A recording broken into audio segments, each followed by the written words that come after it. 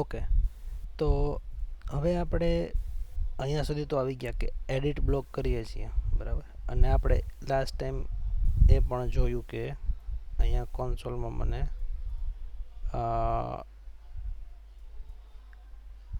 અચ્છા, આપણે કોન્સોલ લોક કાઢી નાખ્યું છે, વાંધો નહીં.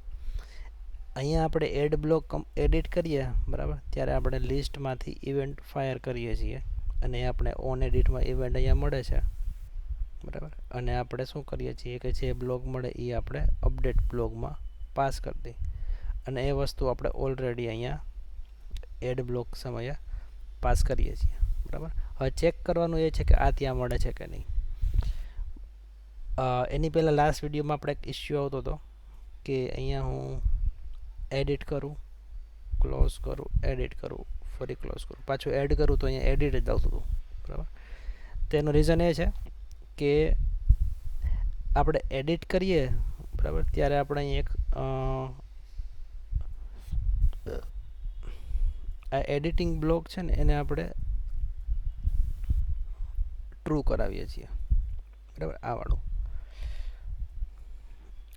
સોરી આ વાળી એમાં આપણે બ્લોક પાસ કરીએ અને આના બ્લોગ ઉપર આપણે એડ કમ્પોનેન્ટમાં એડ બ્લોક કમ્પોનેન્ટમાં ચેક કરાવવું છે કે બ્લોગ હોય તો મને એડિટ બ્લોગ આવે, અધરવાઇઝ ના આવે. તો આપણે સમહાવ એવું કરવું પડે કે એડ બ્લોગ પાછું કરીએ ત્યારે એની ડિફોલ્ટ વેલ્યુ છે ને એ નલ સેટ થઈ જાય, એ રીસેટ કરાવવું પડે, બરાબર. મેં કીધું હતું તો એ બે રીતના થઈ શકે. આપણે એક તો પાછું અહીંયા એડ બ્લોક ક્લિક કરીએ, જે ક્યાંથી થાય છે અહીંયા.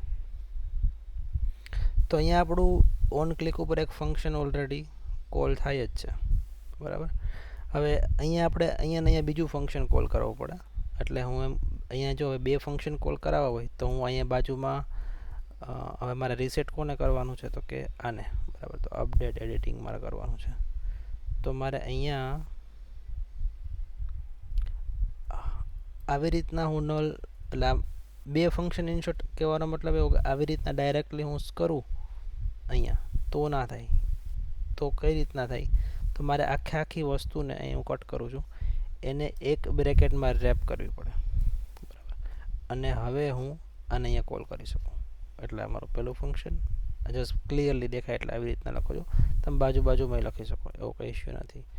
એટલે હું આને આ બાજુમાં કરવું હોય, બરાબર, તો આવી રીતના થઈ શકે. અને ઇનફેક્ટ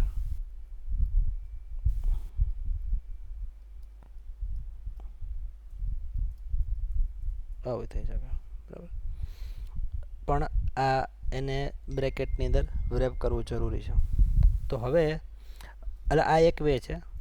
આ વે ના કરવું હોય, બરાબર, તો શું કરવાનું, અહીંયા આપણે એઝ યુઝ્યુઅલ એક બીજું કોમન ફંક્શન બનાવી લેવાનું અને એ કોમન ફંક્શનની અંદર આ બે ફંક્શન એટલે કે આજે સ્ટેટ અપડેટ કરીએ એ કરાવી દેવાના, બરાબર. બંને અપ્રોચ વેલિડ છે.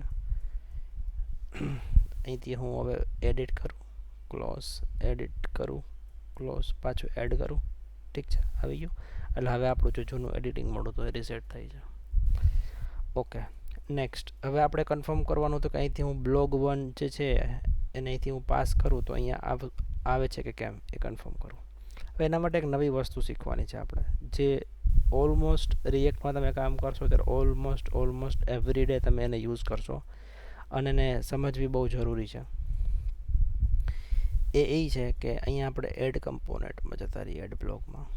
હવે કંઈ નવી વસ્તુ હું યુઝ કરું છું, બરાબર, જેને તમે ઓલવેઝ જે યુઝ સ્ટેટ કેમ આપણે કેની અંદર લખીએ કમ્પોનેન્ટની અંદર, એવી જ રીતના આને આ કમ્પોનેન્ટ છે, કમ્પોનેન્ટનું મેઇન ફંક્શન છે એડ બ્લોક.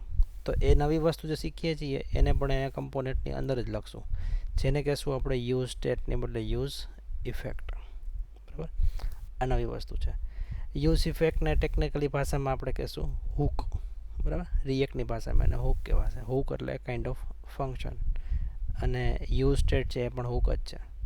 હવે યુઝ ઇફેક્ટ જે ફંક્શન છે ને એની ખાસિયત એ છે કે એને આપણે કોલ ના કરવું પડે, બરાબર. જનરલી આ બધા ફંક્શન હોય, બરાબર, એને આપણે કોલ કરવા પડે, બરાબર. વેલિડેટ ફંક્શન છે, હેન્ડલ છે, તો એનું એ કામ કરે. બટ આ રિએક્ટનું ફંક્શન છે, આ બધા ફંક્શન આપણે બનાવેલા, આ રિએક્ટનું ફંક્શન છે. હવે એ ઓટોમેટિક કોલ થાય. પણ ઓટોમેટિક કોલ ક્યારે થાય? ઓટોમેટિક કોલ ત્યારે થાય કે જ્યારે આ આખો ad block component first time જ્યારે રેન્ડર થાય એટલે કે સ્ક્રીનની અંદર આવે, બરાબર. ફોર એક્ઝામ્પલ અને કાઢી નાખ્યા.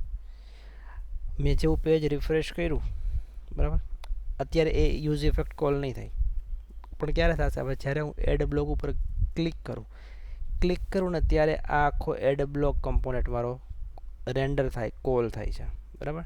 તો જ્યારે એ ફર્સ્ટ ટાઈમ કોલ થાય, અને આ યુઝ ઇફેક્ટ એક જ વખત કોલ થાય છે, બીજી વખત કોલ થાય છે પણ એ જોશું કઈ રીતના થાય. પણ એ ફર્સ્ટ ટાઈમ જ્યારે જે કમ્પોનેન્ટની અંદર યુઝ ઇફેક્ટ લખ્યું હોય ત્યારે જ્યારે એ કમ્પોનેન્ટ લોડ થાય ત્યારે એ કોલ થશે. હવે એની સિન્ટેક્સ કંઈક આવી છે કે આ ફંક્શન ટાઈપનું જ છે, બરાબર. યુઝ ઇફેક્ટ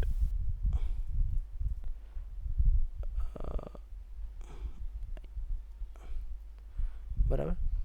હવે આપણે જસ્ટ અહીંયા ખાલી કોન્સોલ લોગ મૂકીએ, console.log ઇફેક્ટ કોલ્ડ. ઠીક છે, બ્રાઉઝરમાં જોઈએ થાય છે કેમ. ઇન્સ્પેક્ટ console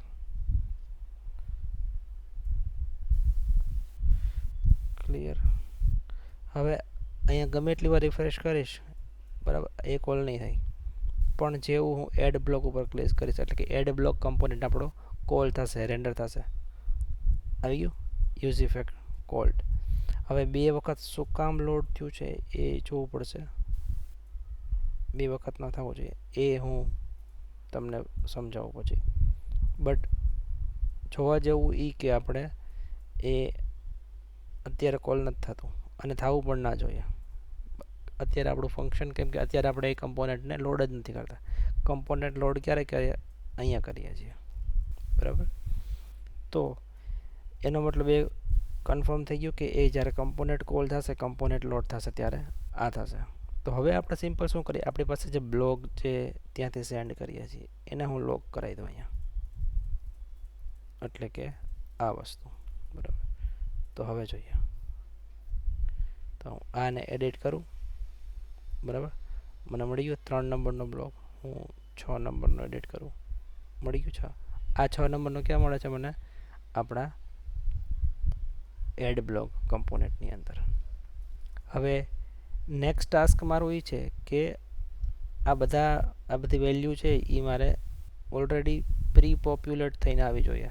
આ બધી વસ્તુ પ્રી પોપ્યુલેટ મતલબ કે આપણી પાસે આ બધી ઇન્ફોર્મેશન છે જ, એટલે એડિટ કરીએ તો બધી એડિટ મોડમાં ખોલવી જોઈએ. એડિટ મોડમાં મીન્સ કે બ્લોગ ટાઇટલની અંદર ટાઇટલ આવી જવું જોઈએ, આની અંદર બધું ઓલરેડી ફિલ થઈને ભરેલું જ આવવું જોઈએ, બરાબર.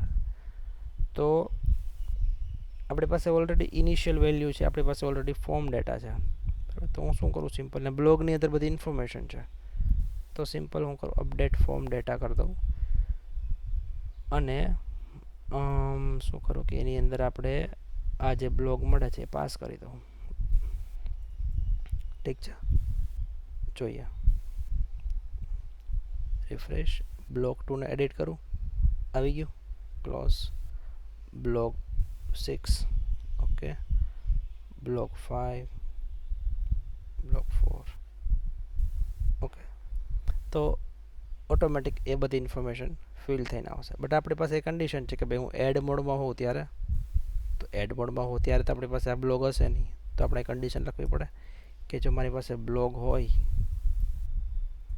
તો જ એ અપડેટ થવો જોઈએ,